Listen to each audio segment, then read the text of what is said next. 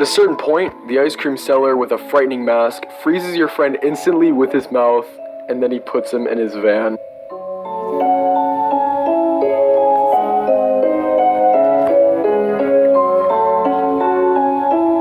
Get in here, you little bastard! That's exactly what happened to this brave child, the best friend of Mr. Rod's first victim, Daniel J.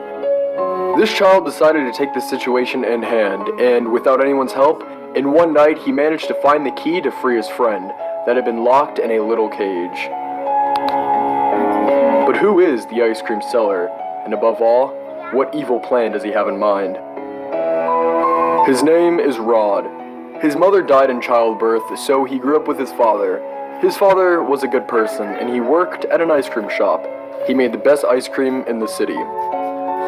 He had a secret ingredient, but he never wanted to reveal it to Rod.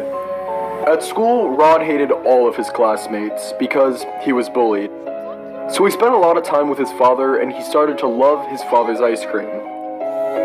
One day they went to the mountains to ski, their favorite activity. At some point they approached a frozen lake, and Rod asked his father if they could skate on it. His father told him it was too dangerous and the ice would break, but Rod disobeyed his father and started to run above the lake. His father shouted at him to go back, but his son kept running. Then his father began to follow him, running with his heart in his throat as the ice cracked.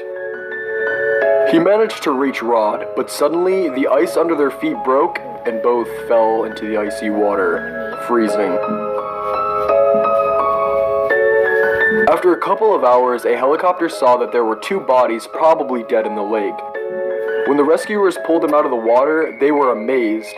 His father was dead, but Rod was still alive. They brought him to the hospital, and almost miraculously, Rod regained consciousness. Because he was an orphan, Rod was entrusted to a college, where Rod remained until he was 18. He had become a very strange person. He hated all his classmates. He hated them because they were fat. He hated them because they were stupid. He hated them because they were smiling. But mostly, he hated them because they loved ice cream. Rod, on the contrary, since his father died, he never ate ice cream again. Rod never laughed. The ice water changed something. His skin is cold. His life and soul too. He suffers when he is under the sun because his body got used to resisting very low temperatures. That's why he only goes out at dusk and throughout the night. When he was 19 years old, he started to work in a cafeteria, and when he was 21 with the money he had earned, he rented a stall, where he put all his things and where he slept. He actually slept outside because he feels comfortable with a low temperature. He didn't need to eat a lot. All he needed was fresh and clean water. After a few months, he found a job as a caretaker of a playground. He looked at the children, and his hatred grew within him. Rod began to make his plan. He would kill those fat children, and he would do it with something that would avenge his father, with the ice cream.